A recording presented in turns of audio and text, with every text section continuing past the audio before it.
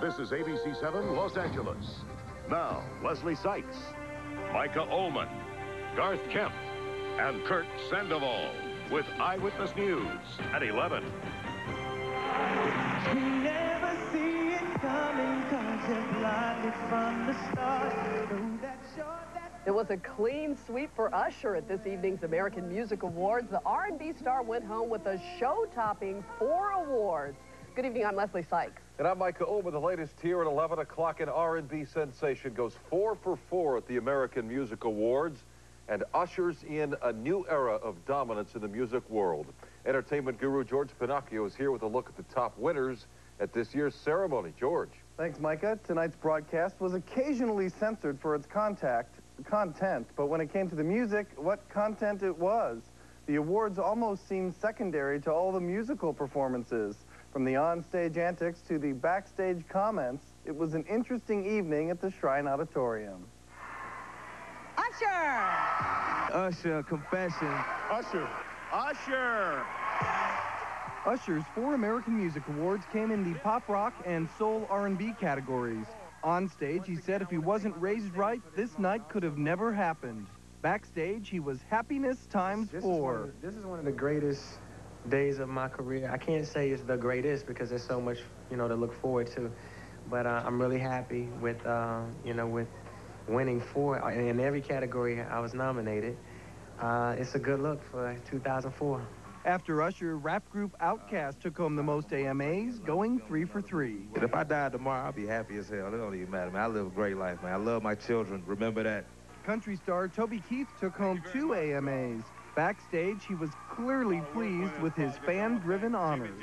To be nominated each year and come in here and win these when my agenda-driven industry doesn't select us for anything it's great, man.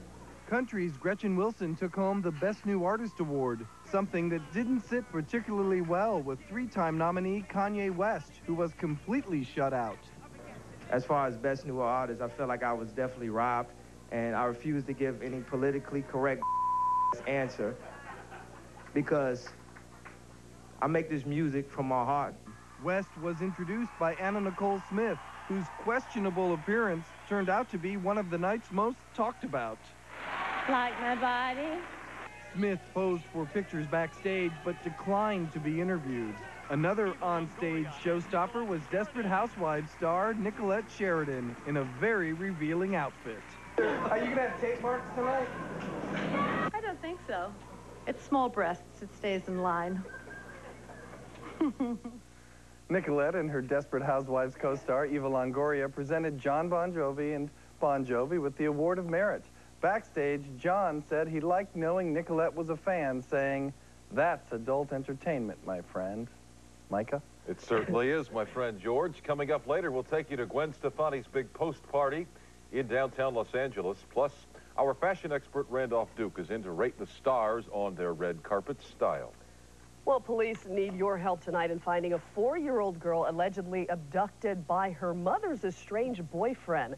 Authorities have issued an Amber Alert for Ashley Rivera. She was last seen in the Van Nuys area around 1 this afternoon. And you're looking at a picture right now of Ashley and her alleged kidnapper, Victor Manuel Calderon. She was wearing a navy blue jacket, black pants. Calderon is 5'11", 250 pounds. Last seen wearing a gray and black striped shirt. He does have a record. He has been arrested before priors.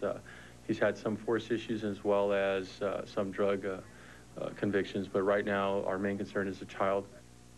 Police say Calderon is probably driving a 1993 white Toyota Previa van. That license plate number is 3CJL625. And a police pursuit in Garden Grove has ended in a horrible crash. Police tried to stop the driver in this vehicle when they found out it was stolen.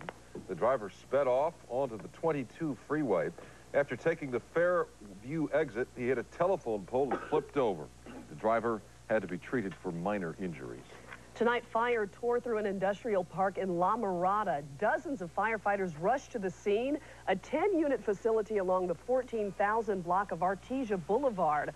Although the flames were intense, crews managed to keep the fire contained to a single unit, but it took them more than an hour to get the fire completely under control.